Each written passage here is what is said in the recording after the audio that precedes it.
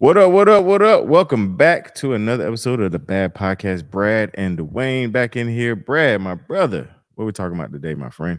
Let's talk stretching. Let's talk flexibility. So I got a quote from the famous John Wooden. Flexibility is the key to stability. I love it. Let's get it. Hey, good job, guys.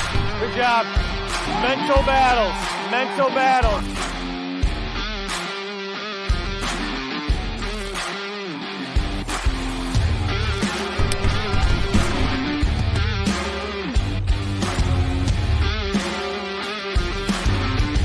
Hey, man. Eat man for life, baby.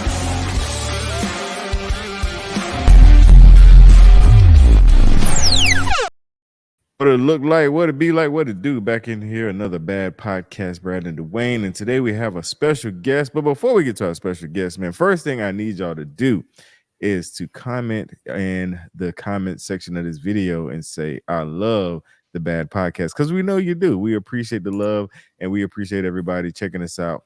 Every Monday, we drop new episodes. And if you're listening in the podcast world, whatever podcast catcher you're using, especially if it's Apple, leave us a good review, man. That helps us get seen. Find more people find the podcast because of that. And Brad, I'm done paying the bills, brother. Let's pass it over to you, man. What we got going on today with your new shades on? Talk about the shades, big dog. Man, I have to do my plug. I got my Eager shades on, Eager Ray ones. We sold out in 48 hours, which was really neat, man. Crazy. So just extremely blessed about the Eager Ray ones. But I have a special guest. We have a special guest, a personal friend of both of ours, Dawain, hometown sis, Nicole. Take it away. Tell us a little bit about yourself. Hey fam, I am so excited to be here. I feel like honored to be with the two wonderful men of E2M. So my name is Nicole Hodges. Many of you probably already know me. I am a certified Pilates and yoga instructor for E2M. I also teach yoga locally here in Chautauqua County, and then I teach internationally all across the world at different resorts. But my fitness journey is probably unlike most others, I'm assuming. Brad and Dawain, you were athletes, right? Yeah.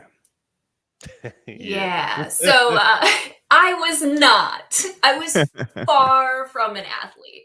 I wasn't encouraged to play sports. I really didn't like sports. I honestly don't have a competitive bone in my body. Like, competition makes me uncomfortable. Don't get me wrong. I am my own biggest competition, but I just never played sports. So my fitness journey really didn't begin until I was well into my 30s, I would say. It's much different than most of the trainers that I know, at least, especially in E2M, because it just did not come naturally to me. That's amazing. So with that being said, how did I find it? Well, yeah, go ahead. No. It's a little bit of a sorry, delay, I thought you were but you're asking good. something. Yeah, no, you're good. Yeah, keep going with your story. Okay. All right. I am plugged into the internet, but technology, it does those things. So with my fitness journey, I really honestly didn't find it until I was well into my 30s, and it wasn't to get fit. It was more of a mental health aspect. I was struggling. I was just didn't have a purpose, felt unmotivated. I was diagnosed with depression and anxiety. And through that journey, I was doing everything I could. You get on the internet and you're like, what's going to make me feel better? And it's like therapy, which I swear by as well. Everyone should go to therapy. But then obviously exercise or yoga. So I'm like, all right, I'm going to try everything. I mean, I tried anything and everything I could. Well, I found yoga. And during my first few classes in studio, all of a sudden I felt calm. I felt relaxed. I felt like the weight of the world wasn't on my shoulders anymore. So in therapy at the same time, hand in hand in parallel, I was talking to my therapist and I was like, I wish I could be this calm person all of the time and not just during my yoga class. And with one statement, he changed my life. He said, well, you can. And all of a sudden there's this light bulb over my head that I'm like, oh my gosh, I can take this yoga practice off of the mat into my everyday life. So that week I looked up yoga certifications and I went to Costa Rica, did my immersion, became a yoga teacher, and then I've been able to work through finding better coping strategies for anxiety, depression. And it was not an actual like physical fitness journey. It was more this mental fitness journey that brought me to where I am, but that went hand in hand with losing 40 pounds, being in the best shape of my life, learning to find my love for cardio, strength training, all of that on top. But it started with a mental fitness journey first, and mental health matters, man. Big time. Big time. You said a few things in there. One of the things that you left out was you have been smoke free for quite some time. How long have you been without a cigarette? Yeah. It's now been, gosh, I might be on 11 years. I'm like 10 plus years. So yeah, I mean, I wasn't athletic. I enjoyed smoking, which is one of those things like, really, like you would never expect it of me. Most people are very much surprised. I smoked from the age of 15 to 30. So I smoked for 15 years. Yeah, that's it's crazy. wild. So if you are a smoker and you're listening, or a vapor even, like I know that's kind of the new trend and everybody's like, hey, it's okay. Come talk to me.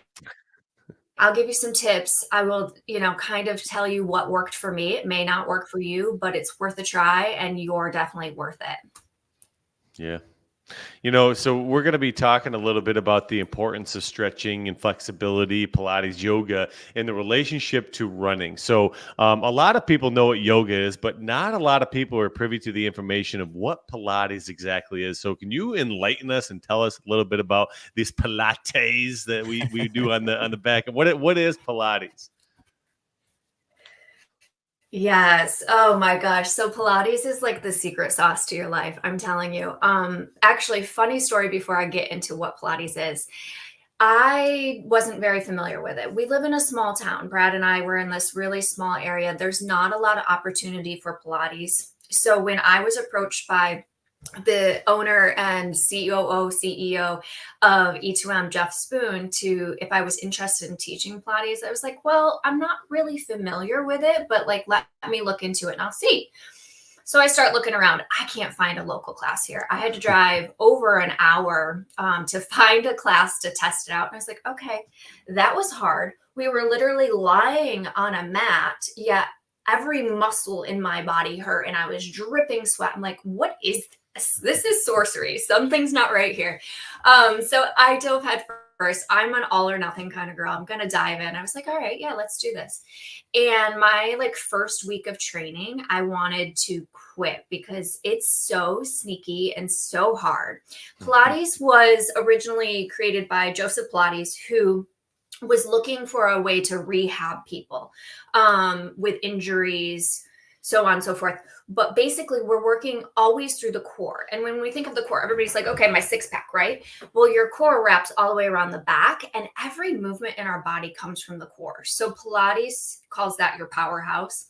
And really, no matter what we're doing, whether we're doing something with the upper body, lower body, every movement is coming from that core, and it's working to stabilize all these little muscles, all these little intrinsic muscles that you don't really feel when you're doing other things per se, because we slow it down and it's that time under tension. So instead of just knocking out reps and not really adding that mind muscle connection, you slow it down. And once that mind muscle connection comes into play, that's when everything fires up and you start dripping sweat. So it's sneaky. Yeah. Sneaky, sir. Dawain, you do the Pilates? I do not. Honesty as I've challenged him a few times, and I'm afraid he's probably gotten scared a few times. So has our friend of E2M Premium, Eric. I keep spreading the word to him too, and he's refusing to try it. But in New Jersey, a couple larger men who are very fit came up and they encouraged Eric to try it because it'll humble you. Like it. So it's not the fear of being humbled, it's being humbled. Like I'm not scared of getting humbled. It's just I know it's coming. Like I think I've done one of your classes, Nicole, and I actually think I messaged you. It was a Sunday or something like that, and I did it.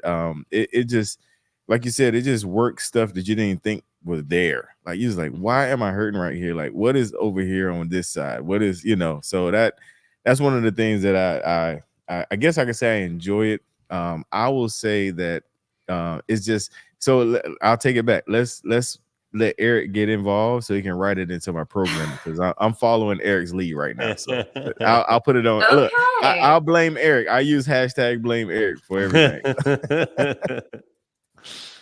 I love it. I love it. Actually, and when we think about like Pilates and those muscles that you really don't necessarily recognize that you're using, sometimes it comes back to functional movement too. I mean, you guys have kids, so you're in your car and the kid drops something, or you're trying to reach back and like connect with them. Sometimes we're like, oh, I can't, I'm too stiff. Well, Pilates is going to work through lengthening and strengthening that entire spine. And then that helps you be a little more functional to reach into the back seat.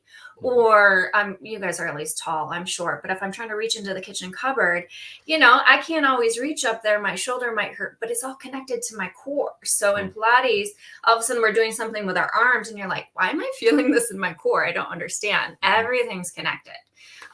So it does add this functional component too. And that's why it began as more of a rehabilitation form of exercise.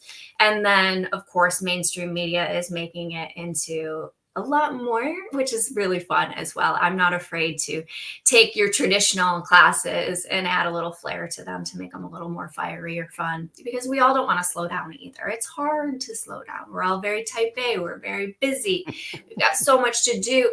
It's hard to slow down. So if we add that little fiery flair, we can maybe slow down a little bit more. Me and Dawain, we like to operate slow. We don't know. We don't know what it feels like to be operating at a fast level. No. No. I know you've been riding the brakes. It's like, dude, brakes, hit man. the gas. Need new brake pedals and new Right. brake pads.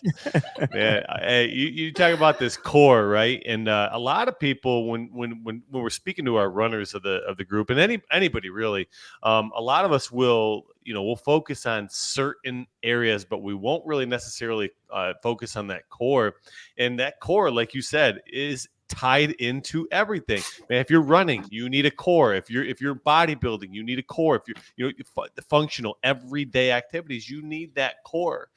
So I want to shift a little bit away from Pilates, but still tying that Pilates and yoga into this. So if I'm preparing myself for whether it's a hard exercise, hard workout, long distance run, can we talk about the importance of warming up and what you would suggest for a good dynamic warm up? Absolutely. Actually, it's interesting. I had mentioned that I really wasn't into fitness. I wasn't very athletic. When I did finally start exercising regularly and make it a routine, I just was like, okay, I'm going to walk out my door and start running. Well, a block down the road, I'm like, my ankle's twisting, my hips hurting, I'm like, what is wrong? Like, I just thought I was very out of shape because I wasn't warming up. So the warm up is important, and many of us neglect it because you're like, okay, I have a half hour. I only have enough time to go for that run or get whatever workout in I'm doing. But taking even just 2 minutes, I do encourage 5 minutes at minimum, but taking those couple extra minutes to warm up the body gets that muscles. And I'm spinning. I hope we're still here. Can you guys still hear me? Yes, we're good. Okay. You can steer. Okay. Internet connection, guys. We're just going to work through it. So anyhow, getting that blood flowing to all the muscles is really going to help you have a more effective workout and reduce that risk for injury. We really want to get that blood flowing to all the muscles, get those nutrients going to those muscles, get yourself primed and ready. actually lubricating your joints as well. So we're getting fluid going through all of those ligaments, all of those joints, not just into the muscles. And it is important to do the dynamic warm up, which is moving through stretches rather than like you sit and you reach for your toes. When we're warming up, we want to move through a range of motion. So like just upper body, you know, swinging your arms, arm circles, not holding anything static. After your workouts, when you're going to get into the static, and we'll talk about that. But some people don't know what to do for a warm up too. You could honestly go for a 5-10 minute walk, but while you're walking, heel toe, come up onto those tippy toes.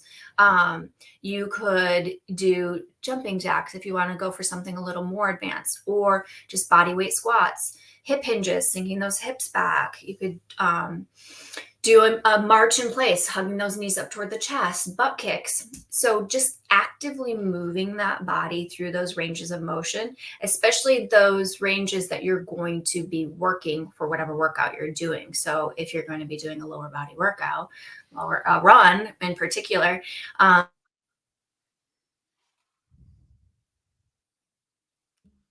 Whoops. Oh, Hey, yeah.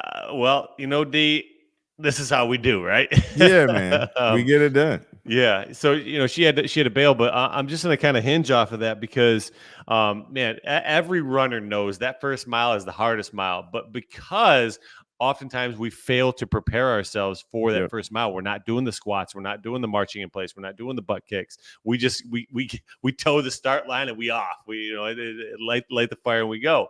But what Nicole was saying is, you know, you have to warm up those areas that you're about to put under tension. You know, if you're doing a chest day, you don't just get under the bar and go, okay, 250, here we go. No, you have to do the bar a couple times. I've Get done that range of before motion. though. It didn't turn out good. Haven't we all? Here we go. It was- Bam! Whoa! Yeah, it was not a good outcome. I think we got her back, so we can Okay. bring her back in. Right there, we go. There she is. The joy of the internet. Hi. I'm just trying to practice my new magician skills. I'm playing this whole like disappearing thing, and I think I'm getting it. But got then it's like the whole Houdini coming back Hodges. part, right? Yeah, you had no idea where I went. Yeah. Nice. Oh Even now you gosh. don't. Right. So yeah, dynamic stretching is super important. We really want to get the blood flowing, but also those dynamic stretches are going to help with your range of motion too. Mm-hmm. So again, it's like going back to that, thinking about being in the car and reaching back to give your kids something. If you have limited range of motion, your workouts aren't going to be as efficient. You're not going to be squatting as deep as you could, or during your run, your push off isn't at where it wants to be. And then the other aspect is your posture. So we know form is super important when we're running or doing any sort of exercise, really, but we want good posture. And the more we work through the range of motion in our spine, our shoulders, our chest, the better our posture is going to be. And that's going to help us in every movement, whether it's functional throughout the day or any of your strength training, cardio training. Mm-hmm. We were just talking about you know, the value you get in warming up. Dawain and I have both got under the bar and tried to bench 250 without warming up. There's plenty of people that are in the running industry that they toe the start line and they just take off like a rocket ship. Versus, you know, you ever seen? There's a video floating around social media right now that's like, hey, what are you doing? I'm running. Why are you running? I'm getting ready to go running. So why are you running? Well, I'm warming up to go running, and then after the run, what do? They're running some more to cool down, Mm-hmm. and it's a funny video. But there's a lot of importance to that because, you know, whatever you're engaging in, it's important to warm that area up. Like for me, I'm a runner, so I don't do the running before the running, but I will do a dynamic warm up. I'll do some stretches, or some jumping jacks, some squats, some deadlifts, those kind of things. You mentioned like between 2 and 5 minutes for warming up. How long do you hold a stretch typically? So if we're doing dynamic stretching, I don't want you to hold anything. You're just Okay. going to be moving through those like a second each. But if we move into static stretching, which I recommend after workout, that's where you sit and hold your stretches. 20, 30 seconds. I like to say like a good solid 5 deep inhales and exhales, because you're not going to sit there and count. But when we add that breath into it, we're activating our nervous system and telling it that it's okay to let go. So especially if you're sore and tense, when you're stretching, and if we don't have a lot of flexibility, it's uncomfortable, right? It doesn't feel great. So if we add in those intentional deep breathing exercises, like a nice, slow, intentional deep inhale and a nice, slow, intentional deep exhale, that's going to wake up that nervous system to say, oh, okay, my body is uncomfortable, but I'm safe. I'm held here. It's okay to let go. So it's kind of moving you away from fight or flight, allowing you to relax and soften into those muscles. Those deep breaths are going to take more oxygen into those areas as well. And if we visualize, again, it's mind muscle connection. If you're stretching your hamstrings and they're super sore, if you visualize bringing that breath all the way down into the hamstrings and then your exhale softening and letting go, you're going to notice that you can soften a little more physically as you're using that mental aspect. So I always talk about breath too, because it's the single most important thing we can control in our life. But especially when we're stretching or exercising, it's really going to help you as well. Yeah, I remember back in the P90X days, that's actually where I was introduced to yoga. Was they had the Yoga X. I remember those days. Yeah. But I remember Tony Horton talking about taking a breath while you stretch, and he never gave the science behind it, like you said, the nervous system thing. I never knew that, but I did notice when I did that, I felt like I could, stretch a little further, or I felt like just a release in that area. But I appreciate you breaking that down. I always heard of it, and I even applied it, but just didn't know why I was doing it. So that was really good. Yeah, it's nice to have the rhyme or reason behind things. Full-time, I work in clinical research. So research is my middle name. I love data. I love statistics. I'm a forever learner. I'm constantly doing continuing education credits for yoga, Pilates. Most recently, I just did a training based on physical therapy that's fused with yoga. It's a yoga technique out there now called LYT method, LYT.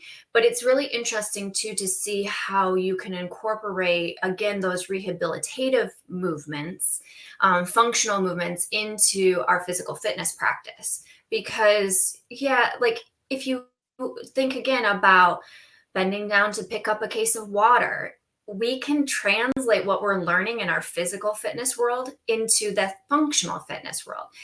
Picking up kids, if we do it incorrectly, we're going to hurt our back. Not saying you got to warm up and do 5 squats before you pick up your kids, but you know what? Make a game out of it if you want. But really what we're doing in our physical fitness world and taking care of our bodies, we can take off of that like physical fitness world. I always say in yoga, like take it off the mat. What I've learned on the mat, I can now take off of the mat and translate into my life, and really focusing on those form and, taking the time to be functional, utilizing the knowledge we've learned, and then sharing it with the world is a beautiful thing. I'm honored and blessed to be able to share with you guys. I love that, Dee, because everything that we learn through the gym and through the yoga and on the mat and all that, it is very applicable to life. So I think that's very great. Good stuff, man. Good stuff. So, Nicole, Brad, I'm about to say before I transition, you got anything else you wanted to ask before we get to the last part? No, sir. Good to go. All right, Nicole. So this is the part of the podcast where we do our do you know or did you know moment about you. This is something that you may have not have said publicly, or most people might not know about you on just by other than what you put out on your personal profiles or whatever. We want you to share a fact about yourself, or something you've done or whatever. I always say if it's criminal, make sure that the laws of the statute limitation has expired before you do that. But I'm gonna play a short video, and when the video is over, you will share your do you know or did you know moment about yourself. So here's the video. It's real short, so be ready. Cool. Do you know? Video's over. So are you ready for the do you know or did you know moment? Well, Brad already said I was a smoker, so I guess I don't need to share that. Nope. So A fun fact that I don't think I've shared, you guys know a lot of silly things about me, but I have my motorcycle license and I'm a biker babe. I don't want to ride, behind someone else. I want to drive that thing. So a few years ago, I went and got my motorcycle license. But I was really frustrated because I wanted it to be my thing. So I start telling friends and family that I was going to go to this course. And next thing I know, my brother's like, oh, I want to go. My other brother's like, yeah, I want to do it too. And then my husband's like, I want to. I was like, guys, this was my thing. I wanted to do this alone and be the, Yeah, bad A. But yeah, so I drive a motorcycle. that is cool. Did not know that. That's cool, man. You're like Jack Teller, kind of. You're like a Jacqueline fact. Teller.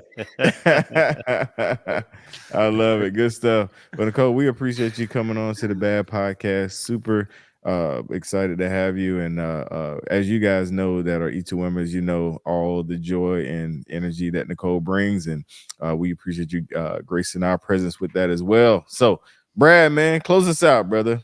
Hey, baby, take it off the mat. If you want stability, you need flexibility. Let's get it. I love it.